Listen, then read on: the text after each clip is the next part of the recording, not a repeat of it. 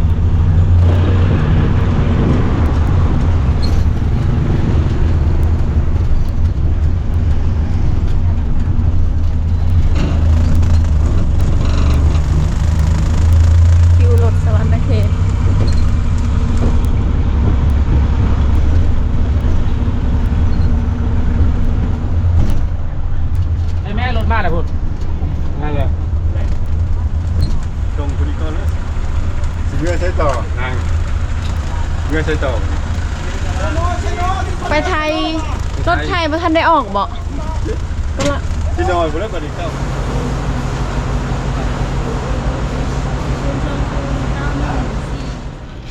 ตอนนี้เฮาซื้อปีรถแล้วก็เพิ่นลงทะเบียนซิมให้แล้วราคาทั้ง2คนแม่น140,000กีบและทั้งสิพากันกินข้าวหากินข้าวเปียกรถออก9โมงกาย40นาทีตอนนี้9โมงกาย20นาทีกินข้าวเปียกกินข้าวกินข้าวที่ใครกินข้าวกันนะ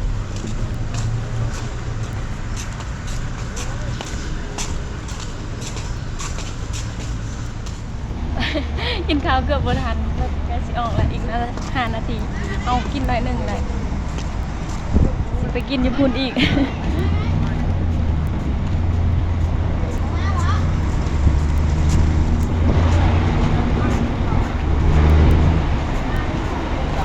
ไม่ละ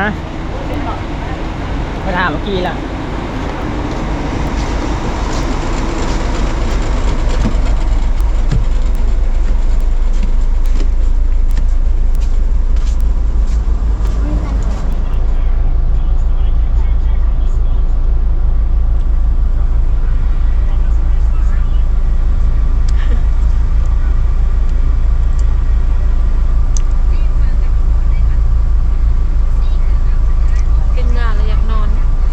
กิน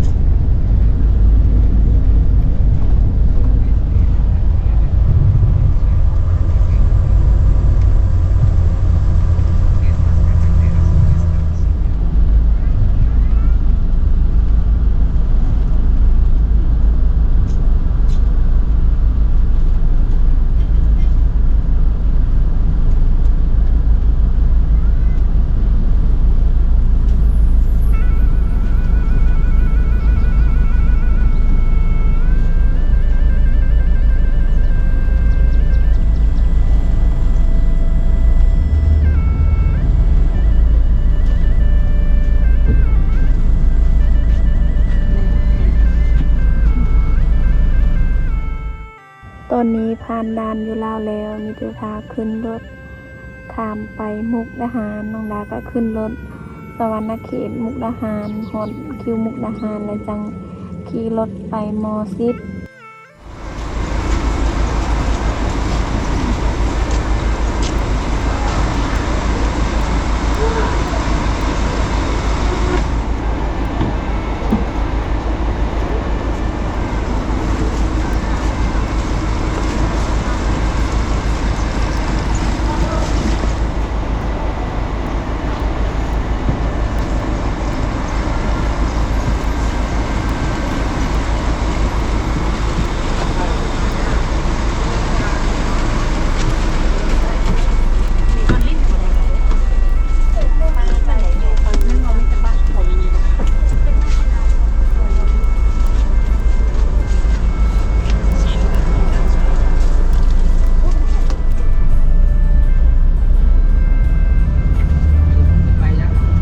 ไปเฮ็ดงานคือกัน ไปเฮ็ดงาน อยู่กรุงเทพน้อยระหว่างขี่รถน้องดาก็ได้พ่อ FC เพิ่นก็เป็นคนลาวคือกันแต่ว่าไปเฮ็ดงานอยู่ไทยด้นแล้วเพิ่นก็ถามน้องดาว่าแม่นน้องดาบ่ที่เคยถ่ายคลิปออกปาน้องดาแล้วว่าแม่นเพิ่นเลยว่าเคยเบิ่งอยู่เป็น FC น้องดาก็ดีใจที่ได้พ่อและเพิ่นได้ทักหาน้องดาเพิ่นทักและน้องดาก็ได้กล้าถามเพิ่นบ่ได้เฮาบ่ฮู้ลงสายไปไสเพราะว่าน้องดาก็เคยไปไทยแต่ว่าน้องดาก็เป็นคนเมารถไปแล้วก็มักนอนเวลาขี่รถมาผ่านเพิ่นก็หาก็ไปครั้งแรกเลยและเฮาก็บ่ค่อยได้ฮู้หยังแล้วก็เพิ่นก็แนะนำถ้าอายได้เบิ่งคลิปนี้ก็ขอบใจอายหลายๆเด้อขอบใจที่ทักและก็แนะนำพวกน้องเป็นความโชคดีระหว่างทาง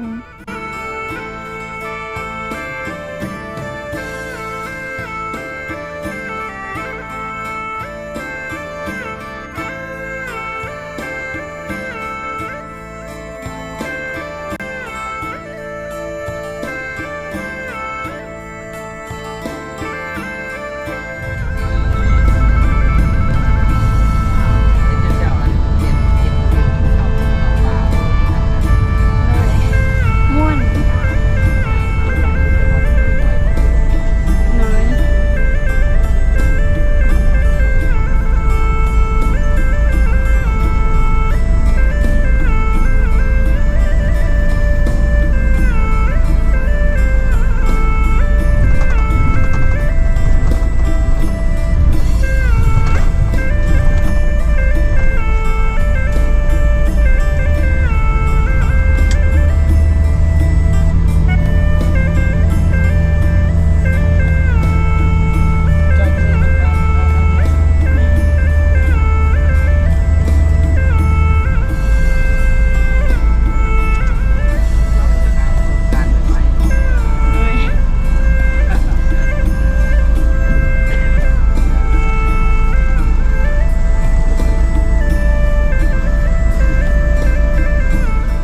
ข้ามขั้วสวรรณเขตมุกดาหารฮอดมุกดาหารก็มีด่านอีกเพิ่นก็สิกวดอีกกวดผ่านแล้วก็เดินทางต่อเดินทางแต่ด่านมุกดาหารฮอดคิวรถมุกดาหารน้องดาก็ได้ยืนเอาเพราะว่าคนหลายเต็มบ่มีบ่อนนั่งน้องดาก็ยืนฮอดคิวรถมุกดาหารเลย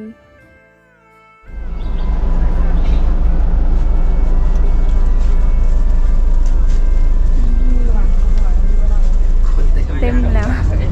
ว่ามีวันนั่งแล้วยืนเอา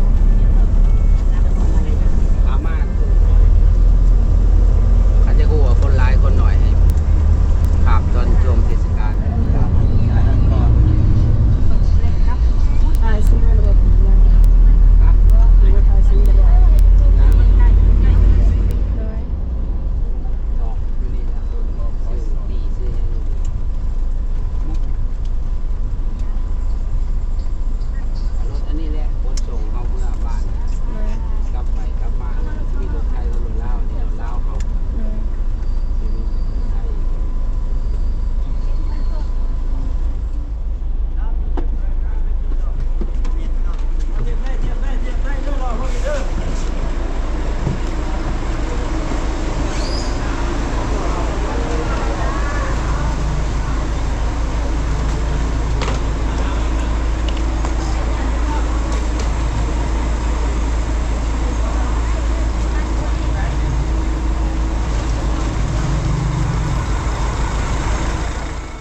อดคิวรถมุกดาหารแล้ว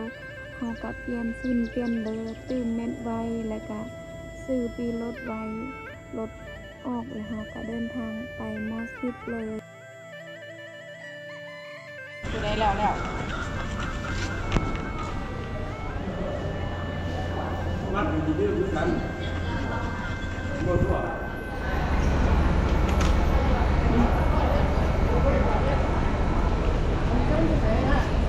ขอพระราชยินเนอะ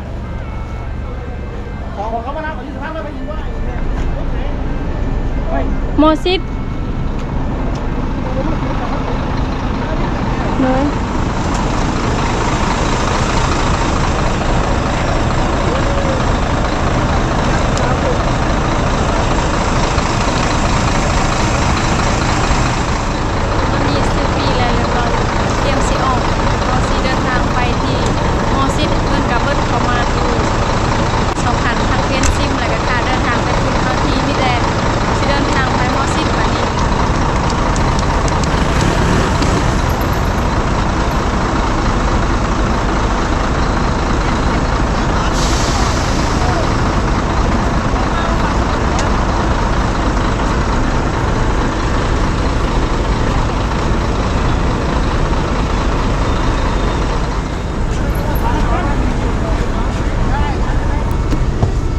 เดี๋ยว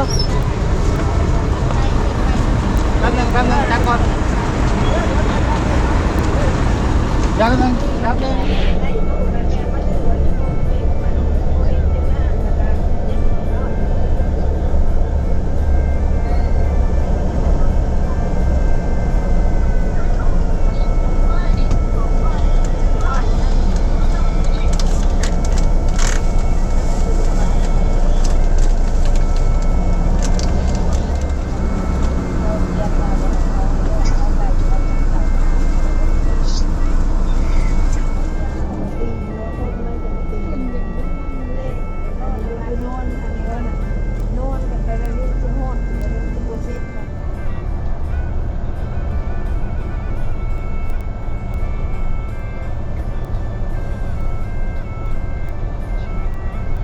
ได้ครับเชิญเลยครับรถจอดครับ30 นาทีครับห้องน้ำด้านซ้ายผู้สาธิตตัวเห็นตัวนะครับตัวรถเป็นมาตรฐานแรกได้ครับเชิญเลยครับรถจอดครับ30 นาทีครับใส่จานเลยครับไม้ละ20 บาท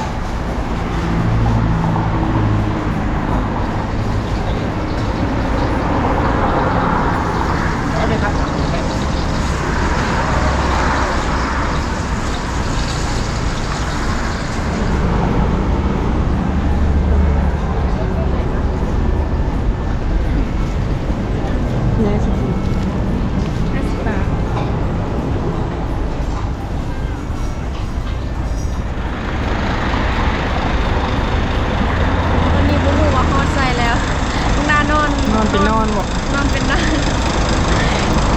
ตื่นมาเลยนี่แล้วคนจอด30 นาทีซื้อได้อยู่นะทางไปต่อ30 นาที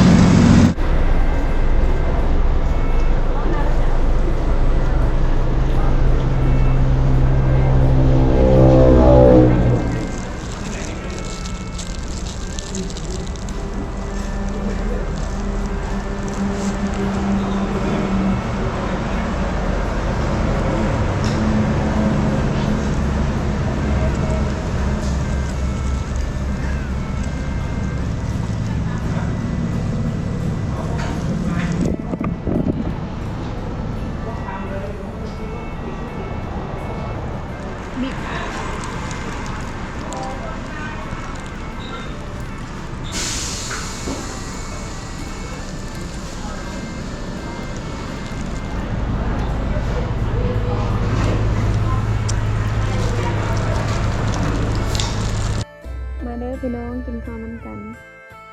ตอนนี้หาบ่ฮู้ว่าอยู่ไสของประเทศไทยน้องดาก็กินข้าวแบบอย่างแห้งกะยะอีหลีส้มปลาก็มีแต่อันเดียวแบ่งกันกินน้อยเอาแล้วก็ใส่ข้าวหลายๆน้องดาก็อยากข้าวแน่อยากข้าวแล้วก็เมื่อยขี่รถน้องดากินยาแล้วก็อยากนอนเมื่อยเพลีย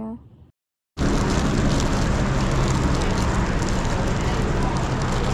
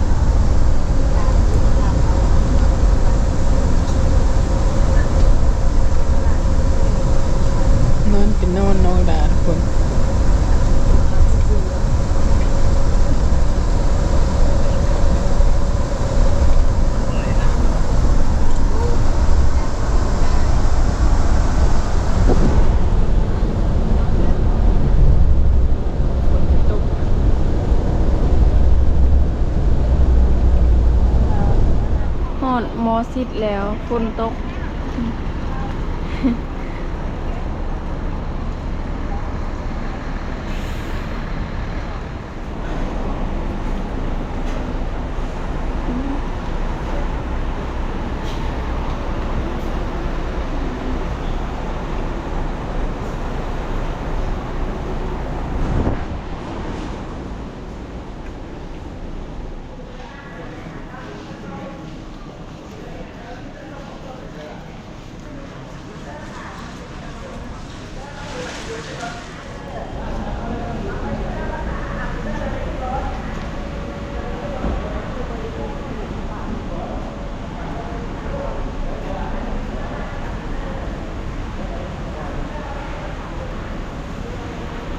ชื่อจะดัง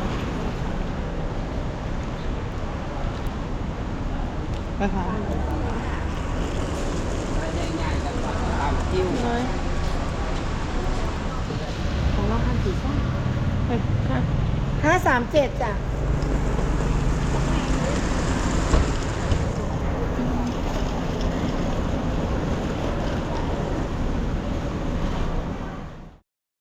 ฮอดมอสิดแล้วเฮาก็เดินทางไปต่อก็ฝากติดตามน้องดาตอนต่อไปในเด้อพี่น้อง ถึงสิได้เฮ็ดงานมีงานน้องดาก็ยังเฮ็ดคลิปคือเก่าฮอดมอสิดฝนตกอากาศก็เย็นดี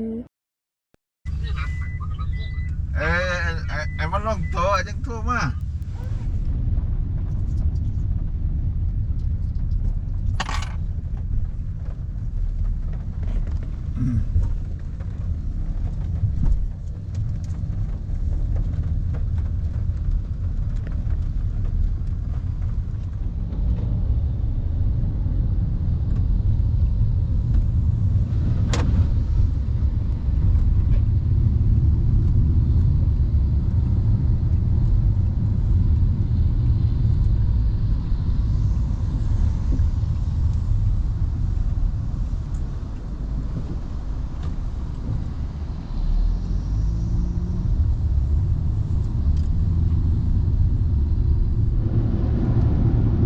อะไรครับท่านอะไร อะไรนี่อ่า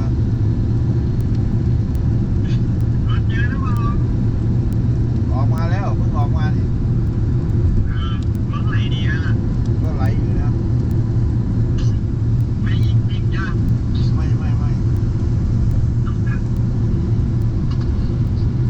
กระดึบอยู่ขาดมีแถวเดียวเอง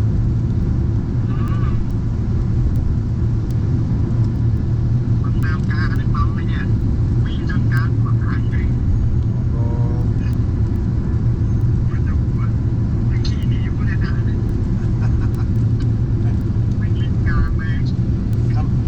ทำท่าทำท่ามองไม่เห็นเลยใช่ไหม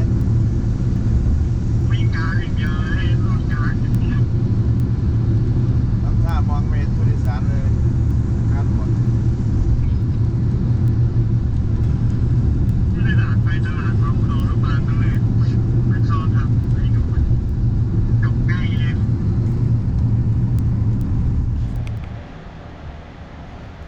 อยาก เป็น นอน ไง อยากนอนเมื่อยแฮงหมดมือเลยคือตอนนี้จะโมง 11:30 ตอนนี้11 โมงครึ่งเอาขึ้นรถแต่มุกดาหารมาพี่กะประมาณ11 โมงนี่แหละฮอดพี่กะ11 โมงกลางคืนมา11 โมงตอนเช้าอยากนอนยังแฮงนอนอยู่วันนี้ก็สิพากันนอนพักผ่อนฮอดบอลพักแล้วก็โชคดีอยู่เฮาวันนี้พอ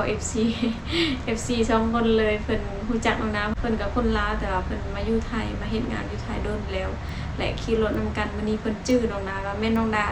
ที่ว่าไปหากินแถวป่าแล้วก็เฮือลมน้องนาและแม่นแหละถามเพิ่นบ่ได้เฮาบ่ฮู้เพิ่นก็บอกเพราะว่าบ่ผ่านเพิ่นก็แฮงกว่าน้องดาอีกเพราะว่าเพิ่นบ่เคยมาไทยจักเทื่อเลยครั้งแรกของเพิ่นก็มาเฮ็ดงานเลยน้องดาเคยมาอยู่มาเทื่อนี้เป็นเทื่อที่2เทื่อที่3มาเมลินเพิ่นพามาฮอดกรุงเทพนี่เทื่อนึงแหละสำหรับโดยนี้น้องดาก็สิขอจบเพียงเท่านี้ก่อนจังได๋ก็ฝากเป็นกำลังใจให้น้องดาเรื่อยๆเนาะสำหรับคลิปนี้สวัสดีบ๊ายบาย